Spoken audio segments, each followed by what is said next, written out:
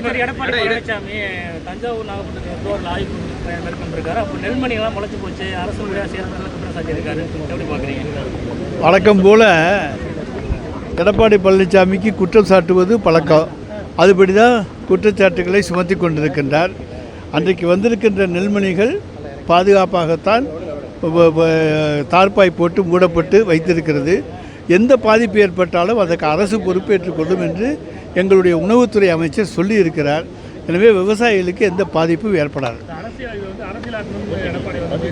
எடப்பாடி எதை அரசியலாக்கினாலும் அதை பற்றி எங்களுக்கு கவலையே கிடையாது. அவரை மக்கள் அதை பற்றி கவலைப்பட மாட்டாங்க. அவர் எல்லாமே அரசியல் தான் பண்ணிகிட்டு இருக்காருங்கிறது நாட்டுக்கும் தமிழ்நாட்டு மக்களுக்கும் நன்றாக தெரியும். கடந்த ஆண்டு பெரிய மலைக்கே காலதாமதமாக வந்தார். இப்போ சின்ன மலைக்கே உடனடியாக களத்துக்கு வந்திருக்காரு. எலெக்ஷன் வரனால எப்படி பார்க்குறீங்க? தேர்தலுக்கு வருகின்றவர்களை பற்றியெல்லாம் நாங்கள் கவலைப்படுவதில்லை. எப்பொழுதுமே மக்கள் பணியிலே பெருமழை பெய்கின்ற பொழுது களத்தில் முதலில் நிற்பவர்கள் திராவிட முன்னேற்ற கழகத்தைச் சேர்ந்தவர்கள். அதை கடந்த 4 ஆண்டுகளாக நீங்கள் பார்த்து வருகிறீர்கள். இரவு பகல் பாராமல் பாதிக்கப்பட்ட பகுதிகளுக்கு சென்று அங்கே இருக்கக்கூடிய மக்களுக்கு தேவையான நிவாரண உதவிகளை செய்ய வேண்டும் என்று எங்களுடைய மாண்புமிகு தமிழ்நாடு முதலமைச்சர் அவர்களும் எங்களுடைய துணை முதலமைச்சர் அவர்களும் உத்தரவிட்டிருக்கிறார்கள். சார், அதாவது வடகிழக்கு பருவமழை எதிர்நோக்கித்தான் நாம் காத்திருக்கிறோம். நல்ல முறையில் பெய்ய வேண்டும், நல்ல அளவு பெய்ய வேண்டும், விட்டு விட்டு பெய்ய வேண்டும். அப்படி தான் அந்த தண்ணி தேங்கி நமக்கு போதுமான அளவு இருக்கும்.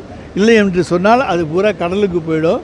எனவே கடலுக்கு போகாமல் மக்கள் பாதிக்கப்படாமல் வடகிழக்கு பருவமழை இந்த ஆண்டு நல்ல முறையில் பெய்யும் என்கின்ற நம்பிக்கையோடு நாங்கள் இருக்கிறோம். நாங்கள் எங்களை பொறுத்தவரைக்கும் தூர்வாரும் முறையை ஒழுங்காக மேற்கொண்டிருக்கின்றோம். இந்த அடப்பங்குளத்தை பார்க்குறீங்க, 5 கோடி ரூபாயில் அதிமுக ஆட்சியில் தூர்வாரி இருக்காங்கன்னு சொல்கிறாங்க. ஏதாச்சும் எவிடன்ஸ் இருக்கான்னு பாருங்கள். தூர்வாருக்கு அடையாளமே கிடையாது. அப்படி அடையாளமே இல்லாமல் தூர்வாருகின்றவர்கள் நாங்கள் அல்ல, உண்மையாக தூர்வாருகின்றவர்கள் நாங்கள். காட்டுப்பகுதியிலிருந்து வரக்கூடிய காற்றாற்று நீர் தானே முழுமையாக நகரப்பகுதியில் சூழ்ந்திருக்கு. அது ஏதாவது போகிறதுக்கான வாய்ப்புகளை ஏற்படுத்துகிறாங்க. அதை குறித்து பரிசீலித்து என்ன முடிவு எடுக்க வேண்டுமோ அதை நாங்கள் நீர்வளத்துறையோடு ஆலோசித்து முடிவெடுப்போம். அதுதாங்க நானும் சொல்கிறேன். இன்னும் மழை வேண்டும் என்று தான் நானும் சொல்லுகிறேன். இல்லை, வரத்துவாரிகள் அந்தந்த குளத்துக்கு சரியாக இருக்குது. அது ஒரு மழை தான் பெஞ்சிருக்கு. இன்னும் ஒரு 2 மழை பெஞ்சா எல்லா குளமுமே நிரம்பிவிடும். திமுக கூட்டம் போட்டிருக்காங்க. உதயநிதி ஸ்டாலின் தலைமையில் பருவமழை எதிர்கொள்வதற்கு ஆலோசனை கூட்டம் போட்டிருக்கீங்க. கட்சி சார்பில் போட்டிருக்கீங்க. ஆமாம், நீங்களே எலெக்ஷனுக்காண்டி கூட்டம் போட்டிருக்காங்களா? இல்லை, கட்சி சார்பில் அங்கே என்னென்ன நடவடிக்கைகளை பாதிக்கப்பட்ட மக்களுக்கு செய்ய வேண்டும் என்பதற்காக எங்களுடைய துணை முதலமைச்சர் தலைமையிலே கூட்டம் கூடப்பட்டிருக்கிறது.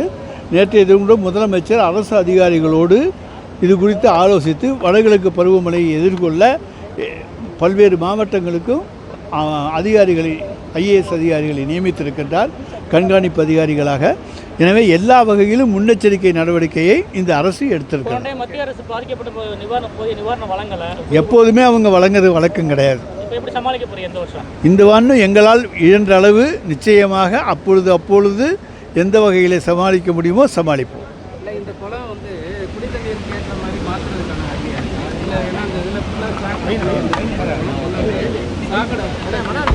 ஏரியாவில் சாக்கடை இதனால மக்களுக்கு நோய் தொற்று ஏற்படுவது இருக்குது. இந்த தண்ணியை குடி தண்ணியாக பயன்படுத்த காவேரி குடிநீர் எல்லா பகுதியும் கொடுத்துட்டு இருக்கோமே.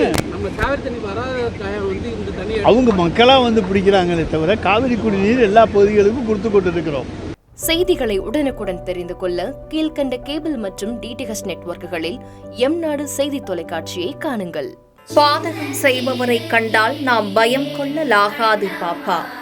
மோதி மிதித்துவிடு பாப்பா, அவர் முகத்தில் உமிழ்ந்துவிடு பாப்பா. அண்மை செய்திகளை உடனுக்குடன் தெரிந்து கொள்ள இணைந்திருங்கள் எம்நாடு தொலைக்காட்சியுடன்.